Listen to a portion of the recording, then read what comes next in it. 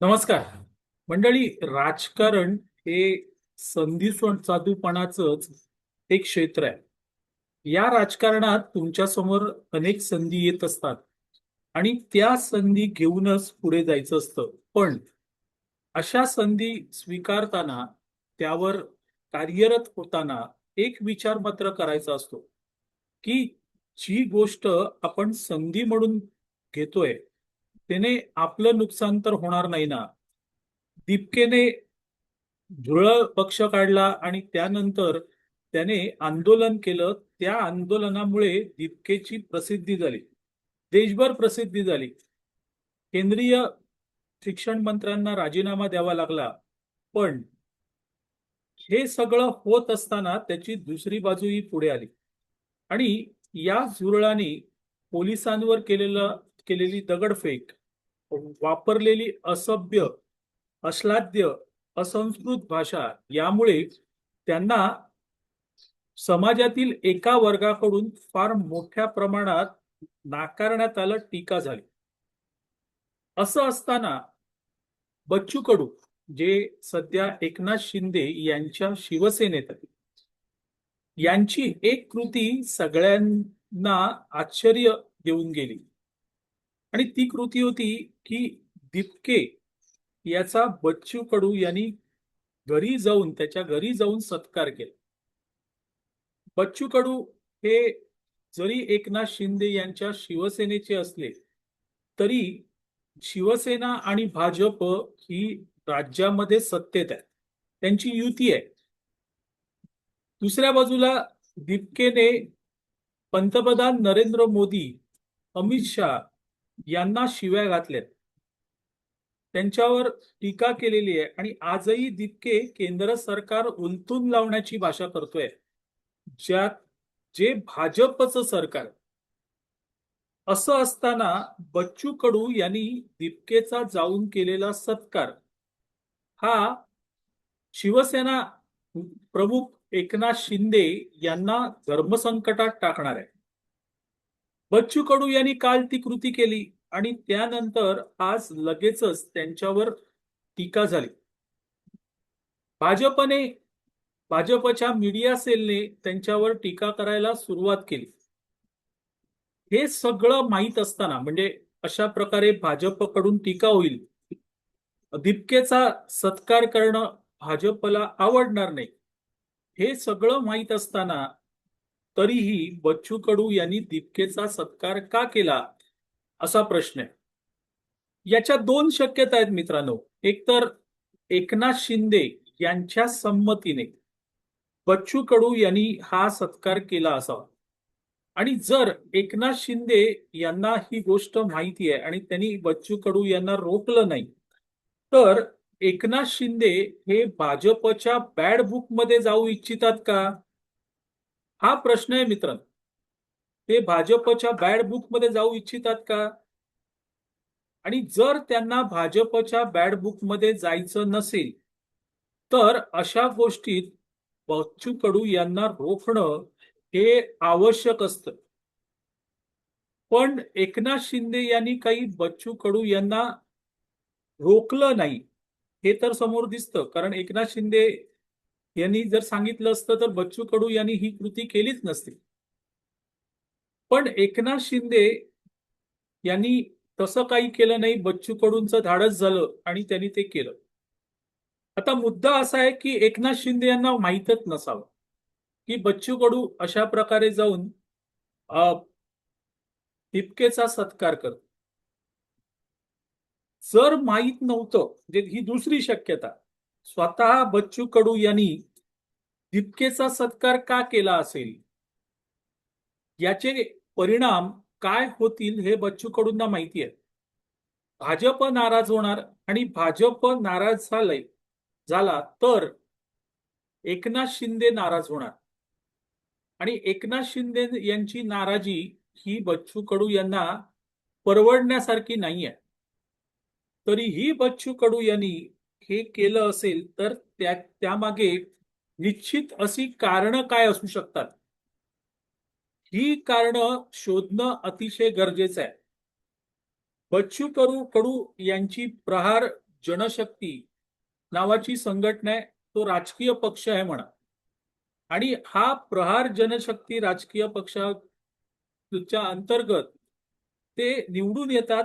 त्यांना अपक्ष आमदार म्हटलं जातं. एकूण 4 वेळा बच्चू कडू हे अचलपूर मतदारसंघातून निवडून आलेले आहेत. बच्चू कडू आणि अचलपूर मतदारसंघ हे एक वेगळंच समीकरण आहे. मागच्या 4 टर्म म्हणजे 20 वर्ष हे समीकरण इंटॅक्ट होतं. पण 2024 मात्र जो हे समीकरण मोडणारं ठरलं. बच्चू कडू हे अचलपूर मतदारसंघात पडले, हरले मित्र. आणि त्यामुळे आज त्यांचा मतदारसंघ, जर त्या निवडणुकीच्या माध्यमातून आपण जाऊ तर आज बच्चू कडू यांचा मतदारसंघ त्यांच्या सोबत नाहीये असं मानायला हरकत नाही. हेच बच्चू कडू 2019 मध्ये उद्धव ठाकरे यांच्या मंत्रिमंडळात होते. त्यांना राज्यमंत्रीपद होतं आणि तिथे ते थांबले होते कारण त्याचं त्यांचा ओढा हा एकनाथ शिंदे यांच्याकडे होता. म्हणजे आजही तुम्ही मंत्रालयात गेलात तर बच्चू कडू आणि एकनाथ शिंदे यांच्या मैत्रीचे अनेक किस्से सांगितले जातात.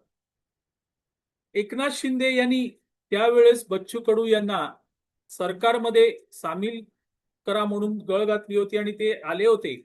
तुम्ही या म्हणून सांगितलं होतं आणि तिथे बच्चू कडू यांना राज्यमंत्रीपद मिळालं होतं. पण ते उद्धव ठाकरे यांचं सरकार 2 वर्षातच कोसळलं आणि नंतर एकनाथ शिंदे हे मुख्यमंत्री झाले. एकनाथ शिंदे मुख्यमंत्री होण्यात बच्चू कडू यांचा देखील सहभागी होता. कारण एकनाथ शिंदे यांच्यासोबत बच्चू कडू ही त्यांच्या सोबत म्हणजे यांच्यासोबत त्या सरकारमध्ये आले.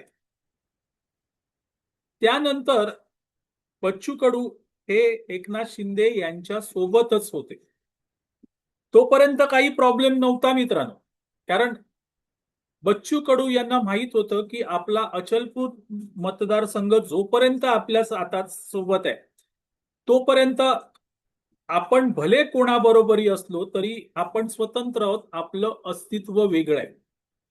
पण 2024 ची निवडणूक झाली आणि त्यात बच्चू कडू हे हरले 4 वर्षांनंतर.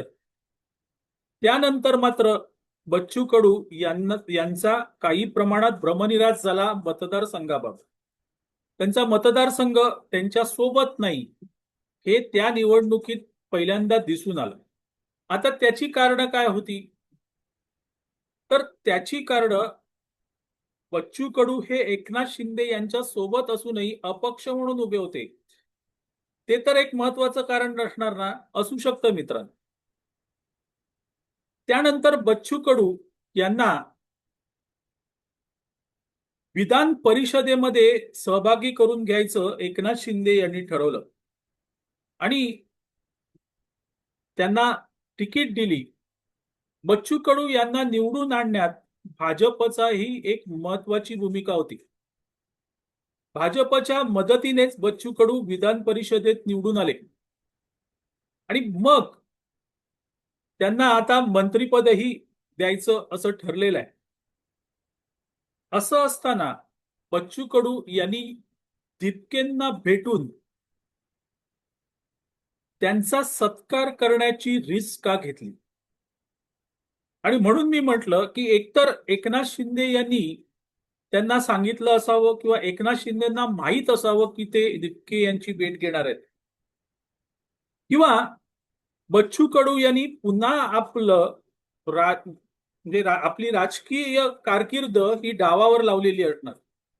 कारण असं जर झालं तर भाजप विरोधात जाणार आणि केवळ भाजप बच्चू कडू यांच्या विरोधात नाही तर याचं उत्तर एकनाथ शिंदे यांनाही द्यावं लागणार आहे. आणि त्याबद्दल तुम्ही बघा, काल परवा हा प्रसंग घडला पण मीडिया मात्र काहीच बोलत नाही. एरवी एकनाथ शिंदे नाराज, एकनाथ शिंदे सरकारमधून बाहेर पडणार, त्यांचे आमदार नाराज, मंत्री नाराज, अशा बातम्या सातत्याने येत असतात. पण बच्चू कडू आणि एकनाथ शिंदे, दीपकेचा सत्कार, याच्या बातम्या मात्र कालपासून नाही आहेत. एकच बातमी आली की त्यांनी सत्कार केला, पण बाकी शांतता. यात नक्कीच काहीतरी काळबेर आहे. आणि जर नसतं तर भाजपच्या मीडिया सेलने तात्काळ बच्चू कडूंच्या या कृतीवर प्रतिक्रियाच दिली नसती. आणि त्यामुळे कुछ तो पकरा है, कुछ तो पकरा है. आणि ते महाराष्ट्राचं राजकारण कुठे घेऊन जाईल, हा खरा म्हणजे प्रश्न आहे. दीपके हा पाण्यावर आलेला बुडबुडा आहे आणि हे कोणीही सांगू शकेल. हा बुडबुडा फार काळ तग धरणारा नाहीये, तो फुटणार आहे. आणि त्याही पेक्षा दीपकेचा बुडबुडा हा विरोधी पक्षच फोडणार आहेत, त्याला भाजपचीही गरज नाही. कारण दीपके जर कोणाची मतं घेईल, तो त्याचा पक्ष जर कोणाची मतं घेईल, तर ती भाजपचीच मतं असणार आहेत. आणि त्यामुळे या सगळ्या गोष्टी गृहीत धरल्या पाहिजेत आणि त्यातून निष्कर्ष काढला पाहिजे. हे जर बच्चू कडूंना कळत नाहीये का? शक्य नाही मित्रांनो, कारण बच्चू कडू आता काही लहान राहिलेले नाहीयेत. ते राजकारणी आहेत आणि त्यांना आपलं फ्युचर कळतंय. कदाचित त्यांचं फ्युचर हे दीपके याच्या सोबत असेल, माहित नाही. असो मंडळी, तुर्तास इथे थांबतो. मी आबा माळकर आपली रजा घेतो. आपल्याला व्हिडिओ आवडला तर लाईक करा, शेअर करा, लक्षवेधला सबस्क्राईब करा. धन्यवाद.